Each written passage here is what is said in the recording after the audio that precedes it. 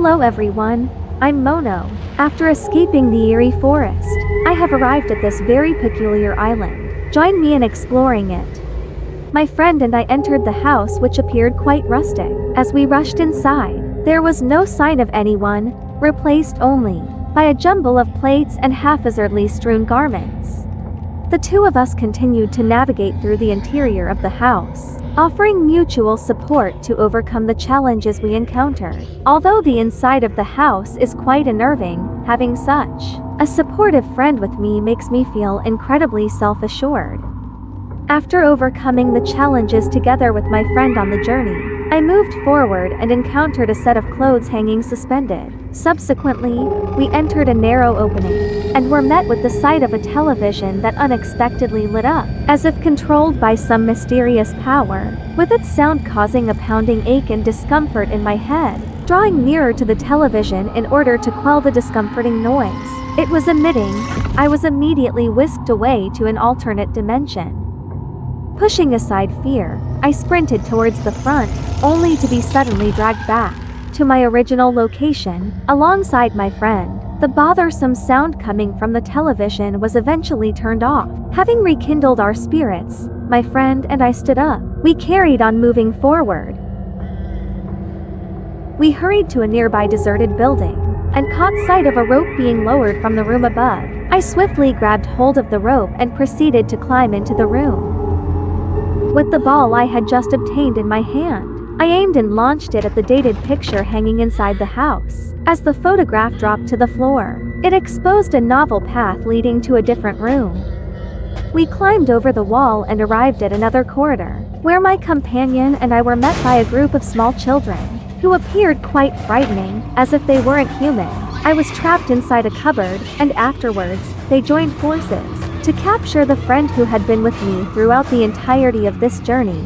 Having managed to break free from the cabinet, I grabbed an axe located nearby to ensure my own safety. I raised the axe and struck forcefully at a figure nearby, causing their body to shatter into pieces.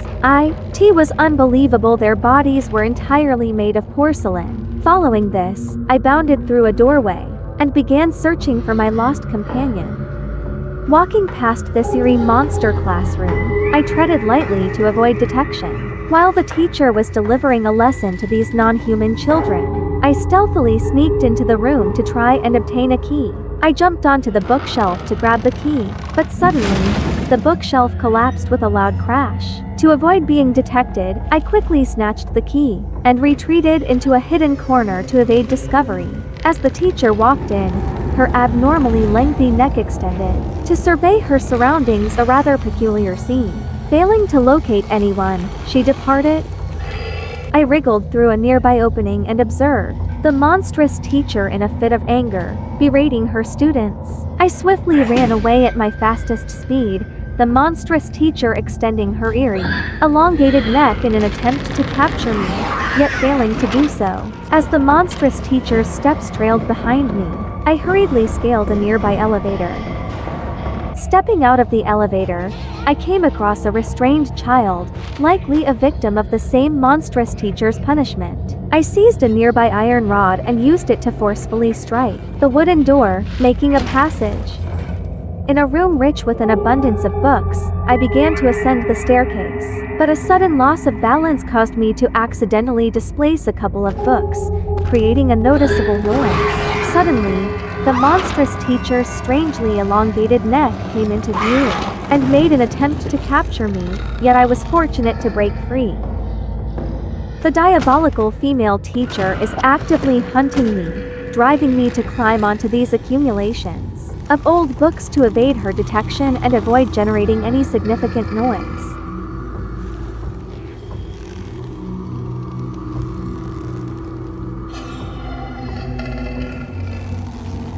Seeing the sinister female teacher turn her face and leave, I wasted no time in leaping down to the floor.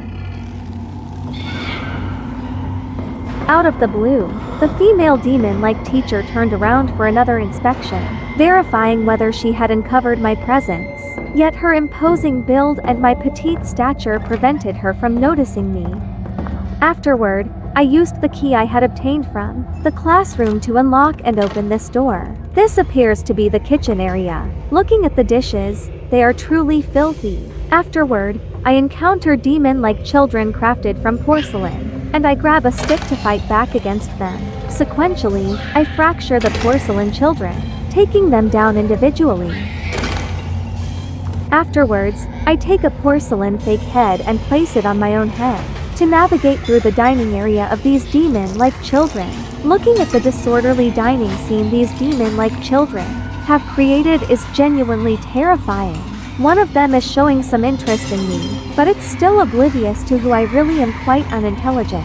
I crawl under the dining table and then proceed to another room, where there are also numerous demon-like children made of porcelain. Some are sitting alone, while others are fighting and arguing, and some are happily playing together, truly a chaotic space. Moving forward, I arrive in a room where the female demon teacher is present. Oh my god, this room is where human organs are stored. They are kept in these jars scattered everywhere. Although I'm frightened, I make an effort to remain calm and move with care to stay unnoticed. Subsequently, I carefully jump out of this room. In front of me stand the demon children crafted from porcelain. I quickly take hold of the hammer nearby, ready to fight. My anger is boiling over because I've scoured many rooms, yet my companion, who has been by my side all this time, is nowhere to be found and seems to be confined by these malevolent children. Stepping into the following room, I finally locate my friend inside the restroom. These children have suspended my companion from the restroom ceiling. Filled with fury, I approach and defeat them. Afterward, I cut the rope and lower my friend down. Oh, I might have been a bit rough. I hope my friend is okay. I softly ask my friend how they're doing, and thankfully, they're perfectly fine.